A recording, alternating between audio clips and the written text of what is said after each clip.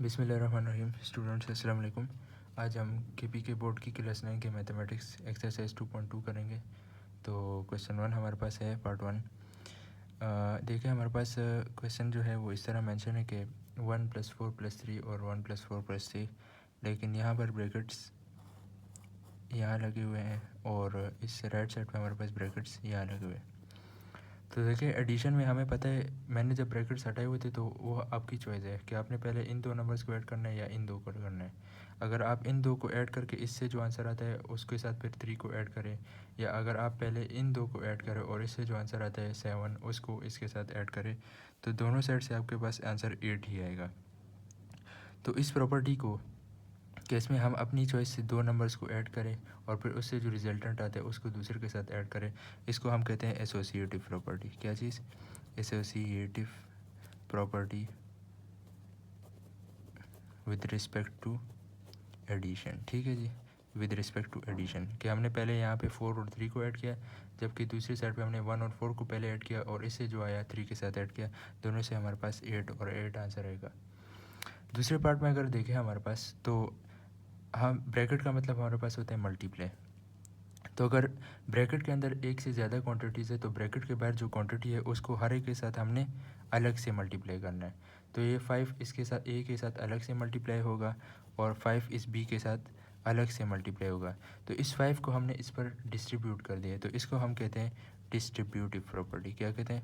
Distributive property. ठीक है जी। अब अगला इसमें हमारे पास है कि हमने ए के साथ 0 ऐड किया इन्होंने। तो देखिए कभी भी अगर आप एक नंबर के साथ ऐसा कोई दूसरा नंबर ऐड करें कि उसकी अपनी जो करेक्टरिस्टिक्स है वो मेंटेन रहे, यानी वो सेम रहे। क्या रहे? सेम रहे। तो सेम को दूसरा वर्ड हम कहते हैं आइडेंटिटी। क्या कहते हैं? आइडेंटिटी। तो हम क्या कहेंगे कि जब भी हम किसी नंबर के साथ दूसरा ऐसा नंबर ऐड करें कि वो सेम रहे, उसमें कोई चेंज ना आए, तो हम इसे कहते हैं एडिटिव आइडेंटिटी। और एडिशन है हमारे पास। एडिशन में हमारे पास ऐसा कौन सा नंबर है जो हम ऐड करें तो हमारे पास वो सेम रहता है, वो हमारे पास है 0। ठीक है जी। तो आप 0 को किसी भी नंबर के साथ ऐड करें तो वो आपके पास सेम रहेगा वो नंबर, उसमें कोई चेंज नहीं आएगा। अच्छा जी, अब ये मेरे पास है 5 × 1/5। इसका क्या मतलब है? और इस सब से आता है 1। ठीक है। तो देखिए मेरे पास 5 है। अगर मैं कहूँ कि 5 का रेसिप्रोकल क्या होता है, तो 5 को उल्टा कर दें, तो 5 का रेसिप्रोकल है 1/5। तो अगर मैं मल्टीप्लिकेशन में किसी नंबर के साथ उसका रेसिप्रोकल मल्टीप्लाई कर दूँ तो इससे ये दोनों कट जाएंगे, इससे मेरे पास हमेशा 1 आएगा। अगर मेरे पास समझे पहले होता 1/5, इसे छोड़ें, 1/5 होता तो 1/5 का रेसिप्रोकल क्या होगा? इसका रेसिप्रोकल इसका ऑपोजिट 5 होगा। तो अगर मैं इसका रेसिप्रोकल इसके साथ मल्टीप्लाई करूँ, यहाँ भी ये कट जाएंगे, तो इससे आएगा 1। तो मल्टीप्लिकेशन में जब भी आप किसी नंबर के साथ उसका रेसिप्रोकल मल्टीप्लाई करें तो इससे हमारे पास 1 आएगा, और इसको हम कहते हैं मल्टीप्लिकेटिव इन्वर्स। क्या कहते हैं हम इसे? मल्टीप्लिकेटिव इन्वर्स कहते हैं इसे। ठीक है जी। अब हम अगले क्वेश्चन की तरफ बढ़ते हैं, क्वेश्चन 2। तो इसमें हमने अननोन या मिसिंग नंबर फाइंड करना है। तो समझे मैं इस अननोन नंबर को x का नाम देता हूँ। ठीक है जी। तो मेरे पास हो जाएगा 2 + x + 4। ठीक है जी, इज इक्वल टू 2 + 6, यहाँ पर मेरे पास आएगा 8, और 8 हमारे पास आ गया +4। ठीक है, ब्रैकेट ख़त्म हो गया क्योंकि दोनों क्वांटिटीज़ ज्वाइन हो गई है। इस तरह यहाँ पे भी 2 प्लस ब्रैकेट की कोई ज़रूरत नहीं है क्योंकि बाहर प्लस का साइन है, तो +4 ब्रैकेट हटा दूँगा। 8 + 4 से मेरे पास क्या आएगा? 12 आएगा। ये नंबर्स जो था यहाँ लेफ़्ट साइड पे x के साथ है पॉजिटिव में, तो ये जब यहाँ पे ऐड हो रहे हैं, ये नंबर जो मेरे पास पॉजिटिव में यहाँ पर ऐड हो रहे हैं, ये जब इक्वल टू के उस साइड शिफ्ट होंगे तो इनका साइन ऑपोजिट हो जाएगा, तो यहाँ प्लस हो रहे हैं वहाँ से जाके माइनस हो जाएंगे। तो हमारे पास हो जाएगा x = 12 - 4 - 2। x = 12 - 4 और -2, -4 - 2 से मेरे पास 6 आता है, तो 12 - 6 से मेरे पास क्या आएगा? 6 आएगा। तो ये जो अननोन नंबर है यहाँ पर, ये मेरे पास 6 है। ठीक है जी, +6। यहाँ पर देखिए मेरे पास unknown number is equal to x। ठीक है, तो 7, 4 और 2 को ऐड करो तो इससे मेरे पास 6 आता है। ठीक है जी। तो 7 और 6 से मेरे पास करूँगा तो मेरे पास आ जाएगा 13, तो x = 13। अगला नंबर मेरे पास है 9 × 3 × 4 = x। अननोन नंबर को x का नाम देंगे, तो 9 3 ज़ा 27 and 27 into 4 is equal to x, और 27 इंटू 4 करते हैं, 4 7 ज़ा 28, 8 लिखा 2 कैरी, 4 2 ज़ा 8 9 10 108, ठीक है जी, x इज़ इक्वल टू 108। अब यहाँ पर देखें तो यहाँ पर इन्होंने 5 इंटू एक्स, ठीक है, ब्रैकेट लगा दिया है, into 9 is equal to 5 into 8 9 ज़रा 72, 5 और एक्स को मल्टीप्लाई करेंगे तो 5x आएगा, multiply 9 is equal to 5 into 72। ये 9 यहाँ पे मल्टीप्लाई हो रहा है, इक्वल टू के उस साइड जाके डिवाइड हो जाएगा, तो 5x is equal to 5 into 72 divide by 9 9 1 ज़र 9, 9 8 ज़र 72, तो हमारे पास आएगा 5x is equal to 5 into 8, और ये 5 इंटू 8, ये 5 यहाँ पे x के साथ मल्टीप्लाई हो रहा है, ये 5 भी वहाँ पे जाके इक्वल टू के राइट साइड पे शिफ्ट होकर डिवाइड में कन्वर्ट हो जाएगा, तो 5 इंटू 8 डिवाइड बाई 5, और ये दोनों कट जाएंगे, इज़ इक्वल टू 8। सो हमारे पास यहाँ पे क्या आ जाएगा, 8 आ जाएगा जी। तो क्वेश्चन 2 के बाद अभी क्वेश्चन 3 की तरफ चलते हैं। तो क्वेश्चन 3 में हमारे पास ये तीनों पार्ट्स हैं और ये सिर्फ MCQs बेस्ड है। तो हमारे पास देखें 8 multiply 6 multiply 7 is equal to, definitely इसमें प्लस माइनस वाले तो होंगे नहीं, तो हमारे पास क्या होगा 8 मल्टीप्लाई 6 मल्टीप्लाई 7, यहाँ पे सिर्फ एसोसिएटिव प्रॉपर्टी को डिनोट किए हुए हैं, यहाँ पे 6 और 7 को पहले मल्टीप्लाई करना और यहाँ पे 8 और 6 को मल्टीप्लाई किया, ठीक है जी। Which of the following illustrates associative law with addition, ठीक है। तो एडिशन के मुताबिक पहले किसी दो नंबर्स को ऐड करेंगे और दूसरे में भी पहले किसी दूसरे दो नंबर्स को ऐड कर लेंगे, ठीक है जी। तो यहाँ पर 2 और 4 को पहले ऐड किया, यहाँ पे 3 और 2 को पहले ऐड किया, ठीक है जी। अब इन बाकी सब में तो बिल्कुल नंबर्स ही चेंज है, तो associative law with respect to addition नहीं फॉलो हो सकती, ठीक है।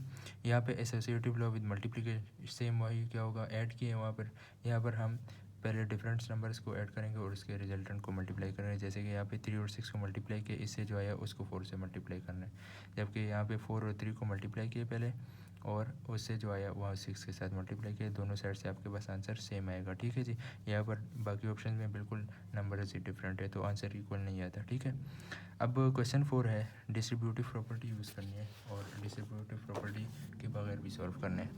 तो अगर हम डिस्ट्रीब्यूटिव प्रॉपर्टी को ज़रा एक नज़र देख लें, तो डिस्ट्रीब्यूटिव प्रॉपर्टी में मेरे पास क्या होता है कि डिस्ट्रीब्यूटिव प्रॉपर्टी में मेरे पास ब्रैकेट के बाहर अगर मेरे पास एक नंबर है a into x plus y, तो इस a को मैं x के साथ अलग से और a को y के साथ अलग से मल्टीप्लाई करूँगा, तो ये मेरे पास क्या हो जाती है, ये मेरे पास डिस्ट्रीब्यूटिव प्रॉपर्टी हो जाती है। और दूसरा तरीका ये है ax प्लस ay, ठीक है। दूसरा तरीका ये है कि पहले मैं x और y को ऐड कर लूँ, तो इससे मेरे पास कोई क्वांटिटी आ जाए, समझे z, ठीक है, बस फिर उस z को मैं a के साथ मल्टीप्लाई कर लूँ, तो ये डिस्ट्रीब्यूटिव प्रॉपर्टी हो गई, ठीक है। और ये डिस्ट्रीब्यूटिव प्रॉपर्टी की बगैर, सॉरी आपको दिखा नहीं, देखें a के साथ a into x plus y है, तो a को x और y के साथ अलग से मल्टीप्लाई करूँ तो ax प्लस ay आएगा, ठीक है। और a के साथ x और y को मल्टीप्लाई करूँ इस तरीके से कि पहले मैं x और y को प्लस कर लूँ, उससे z आ जाए, और फिर उस z को a से मल्टीप्लाई कर लो, तो यहाँ मैंने डिस्ट्रीब्यूटिव प्रॉपर्टी फॉलो नहीं की, यहाँ मैंने डायरेक्ट नंबर्स को ऐड कर दिया और यहाँ पे मैंने इसको डिस्ट्रीब्यूट किया इस पर, तो ये डिस्ट्रीब्यूटिव प्रॉपर्टी के थ्रू है और ये विदाउट डिस्ट्रीब्यूटिव प्रॉपर्टी। तो अब हम क्या करेंगे, हम पहले इस सॉल्यूशन को एक बार डिस्ट्रीब्यूटिव प्रॉपर्टी और एक बार बगैर डिस्ट्रीब्यूटिव प्रॉपर्टी के थ्रू करेंगे, ठीक है जी। तो अगर मैं 39 इंटू 63 प्लस 39 इंटू 37, पहले मैं इस तरह लिखूँ कि 39 इंटू 63 प्लस 37, ठीक है, कि मेरे पास दोनों में 39 कॉमन था, ठीक है, 39 दोनों में कॉमन था, डिस्ट्रीब्यूट ही हुआ था, तो ये विदाउट है, ठीक है जी। कि मैं अब क्या करूँ, मैं दोनों को ऐड कर दूँ पहले, तो मैं अगर 63 और 37 को ऐड कर दूँ मेरे पास 100 आता है, तो 39 मल्टीप्लाई ब्रैकेट में 100, तो 39 मल्टीप्लाई 100 मेरे पास 3900 है, ठीक है जी। अब यहाँ पे मैं डिस्ट्रीब्यूटिव प्रॉपर्टी ऐड करूँ कि 39 को 63 के साथ अलग से और 39 को 37 के साथ अलग से मल्टीप्लाई करूँ और फिर रिजल्ट्स को प्लस करूँ। तो अगर मैं 39 को 63 से मल्टीप्लाई करूँ तो 39 इंटू 63 प्लस 39 इंटू 37, ठीक है, 39 को इसके साथ अलग से और इसके साथ अलग से किया, ठीक है जी। तो मेरे पास 39 इंटू 63 मेरे साथ है 2457 प्लस 39 इंटू 37, तो 39 इंटू 37 मेरे पास आता है 1443, ठीक है। और फिर इनसे जो आता है इसको ऐड कर दो, ठीक है। तो 1443 के साथ मैं 2457 ऐड करूँ तो मेरे पास आता है 3900। अब देखिए दोनों साइड पे आंसर सेम आया, ठीक है जी। इस तरह अब मेरे पास अगला क्वेश्चन है 81 इंटू 450 प्लस 81 इंटू 550। अब पहले मैं डिस्ट्रीब्यूटिव प्रॉपर्टी से करता हूँ कि 81 को इसके साथ अलग से और इसके साथ अलग से मल्टीप्लाई करो, फिर इससे जो रिज़ल्ट आता है उसको मैं ऐड कर दूँ, ठीक है। तो 81 इंटू 450 से मेरे पास आता है 36,450, ठीक है जी। और 81 इंटू 550 से मेरे पास आता है 44,550, ठीक है जी। इन दोनों को ऐड कर दूँ तो मेरे पास आता है 81,000, ठीक है जी। अब मैं यहाँ पर डिस्ट्रीब्यूटिव प्रॉपर्टी फॉलो की है। अब मैं क्या करता हूँ, डिस्ट्रीब्यूटिव प्रॉपर्टी के बाहर करता हूँ। कैसे कि मेरे पास यहाँ 81 इन दोनों के साथ मल्टीप्लाई हुआ था 450 प्लस 550, ठीक है जी। डिस्ट्रीब्यूट हुआ था इन दोनों पर, ठीक है। अब मैं पहले इन दोनों को ऐड कर देता हूँ। तो मेरे पास 450 और 550 ऐड होंगे तो मेरे पास क्या बनेगा 1000। तो 81 इंटू 1000 और 81 इंटू 1000 मेरे पास 81,000 बनते हैं। तो दोनों साइड पे फिर आंसर सेम आया, ठीक है। तो दोनों मेथड डिस्ट्रीब्यूटिव और विदाउट डिस्ट्रीब्यूटिव से आंसर सेम आते हैं, ठीक है जी।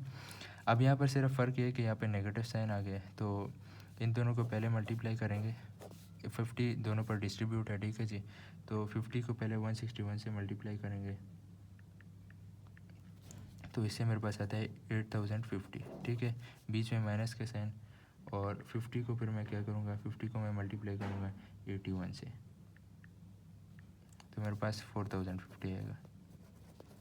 तो 8050 माइनस 4050 आई विल गेट 4000, ठीक है जी। तो ये मेरे पास डिस्ट्रीब्यूटिव प्रॉपर्टी से हुआ कि 50 अलग से मल्टीप्लाई हुआ दोनों के साथ और फिर माइनस किया। अब मैं क्या करता हूँ, मैं 50 को कॉमन लेता हूँ और 161 माइनस 81, ठीक है। तो पहले मैं इन्हें कर लेता हूँ सब्ट्रैक्ट। तो 161 माइनस 81 से मेरे पास आता है 80। तो 50, तो यहाँ हमने 161 में से 81 को माइनस किया तो हमारे पास 80 आया, और 50 और 80 को मल्टीप्लाई किया तो 4000 आया। तो यहाँ पे देखिए मैंने क्या किया, मैंने जो है 161 और 81 को पहले आपस में सब्ट्रैक्ट किया, तो 50 को इन दोनों पर डिस्ट्रीब्यूट नहीं किया, ठीक है जी। तो ये विदाउट डिस्ट्रीब्यूटिव प्रॉपर्टी है।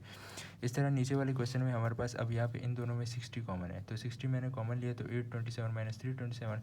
अब मैं इस 60 को दोनों पे डिस्ट्रीब्यूट नहीं कर रहा, मैं पहले इन दोनों को आपस में सब्ट्रैक्ट कर रहा हूँ। तो 827 में से 327 को अगर मैं माइनस करूँ तो मेरे पास 500 बचेगा, और 500 को अगर मैं फिर 60 के साथ मल्टीप्लाई करूँ तो 5000 मल्टीप्लाई 6 तो मेरे पास आ जाएगा 30,000, ठीक है जी। तो 60 मल्टीप्लाई 500 मेरे पास क्या आ जाएगा, मेरे पास 30,000 आ जाएगा, ठीक है।